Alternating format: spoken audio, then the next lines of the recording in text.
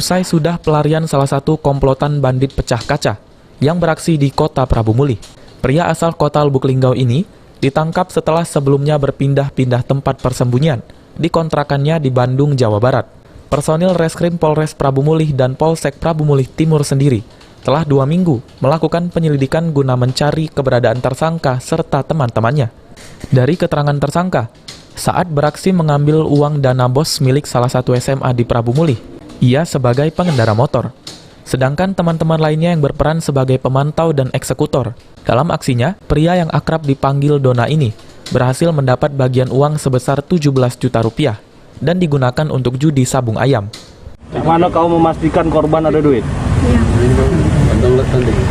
Aku tunggu di parkiran, Pak. Terus? Si A masuk. Si A masuk? Nah, si A suruh melihat. Tolong dilihat. Bapak itu, dia bilang.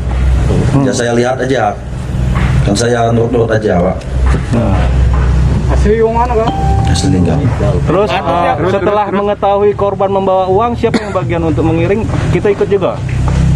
Heri sama Raden Nopri. Gitu ya? Macam-macam. Kapolres Prabu Mulih AKBP Siswandi mengatakan, komplotan tersangka MR ini sendiri berjumlah 5 orang dengan tugas yang berbeda-beda. Saat ini, Polres Prabu Mulih masih memburu 4 pelaku lain yang identitasnya sudah diketahui. Sebagai joki, ada yang sebagai langsung eksekusi, ya ada 5. Ya, ada 5, nanti ganti-ganti lagi. Mana lagi kelompok-kelompok yang lainnya, itu aja orangnya. Ya.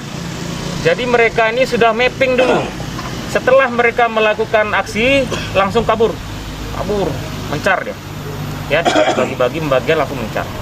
Nah inilah, kita agak kesulitan juga, karena lokasi-lokasi mereka itu berpindah-pindah. Dari tangan tersangka, polisi berhasil menyita barang bukti 1 unit sepeda motor, uang 1 juta rupiah dan televisi yang dibeli dari uang. Akibat perbuatannya, tersangka dikenakan pasal 363 tentang pencurian dengan pemberatan.